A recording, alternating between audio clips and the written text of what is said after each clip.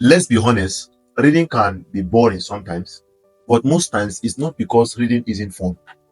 It's because we don't know the book that is worth our time.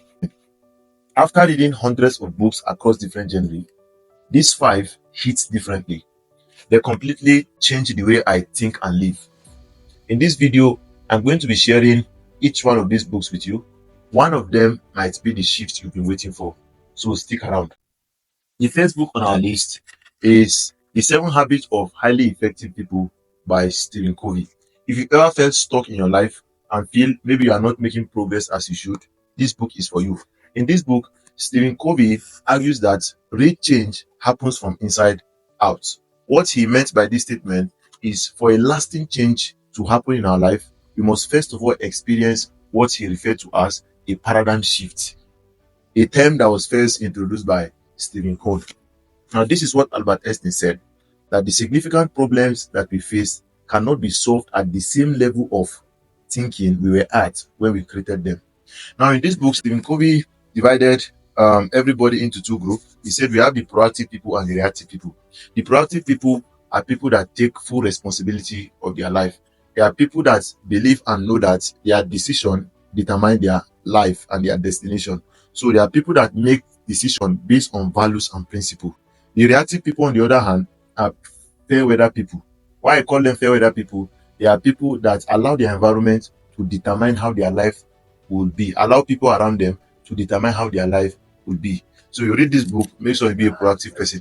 And then one profound idea from this book is that Stephen Covey said that everything is created twice. All things are created twice. First of all, in the mental world, physical world. So you should read this book. It's very powerful, very important. I'm giving this book 4 stars. And then secondly on our list is the Why You Act the Way You Do by Tim Ahaye. Now, when I read this book, it's as if somebody has been reading my life, because I was just laughing because most part of the book was talking about me. If you have ever wondered why you act the way you do, I think this book is for you. Now, Tim Ahaye said that why people act the way they do is because of their temperament. And this temperament influences almost everything we do, from our eating habits to our sleeping habits to our study habits, even to the way we get along with people. You see, why it's important for us to know our temperament is so that we can be able to direct our temperament into the best lifestyle for us, instead of us to allow our temperament to direct us. There are 4 temperaments, according to Tim Ahaye in this book: the sanguine, the choleric, the melancholy, and the phlegmatic. And each of these temperaments come with its own strength and weakness. So when you know your temperament, you will know the areas you should focus on. You will know the areas that you should major on, and the areas that you have strength on. This is a very good read. I'm giving this book 4 stars. And then the third book on our list is The Psychology of Money by Morgan Housel. Now, Morgan Housel said that to do well with money, doing well with money has little to do with how smart we are, and more has a lot to do with how we behave. He argues that it is only in the world of finance, investing and finance, that somebody that has no financial education can outperform somebody that is smart and has a formal education. And why he said that is because financial success, he said, is a soft skill, not a hard skill. And this soft skill is what he called the psychology of money. If you want to have a proper, thinking, to think well about money, I think you should read this book. It's very classic and very good. And then the fourth book is The Atomic Habits by James Clear. Atomic Habit by James Clear. 3 profound lessons I learned from this book. Number 1 is the importance of starting small. The importance of starting small.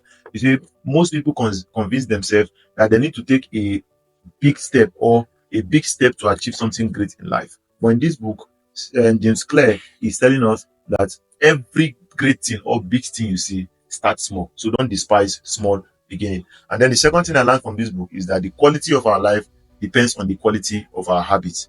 You see, a successful life is a product of a daily habit. And then the third thing I learned from this book is that he said we should forget about the goal and focus on the process. Meaning, forget about goal, forget about your destination, focus on your process. If you focus on your process, you always get your destination. He gave 4 simple steps that we can take to create or break any habits. 4 simple steps. Number 1, make it attractive.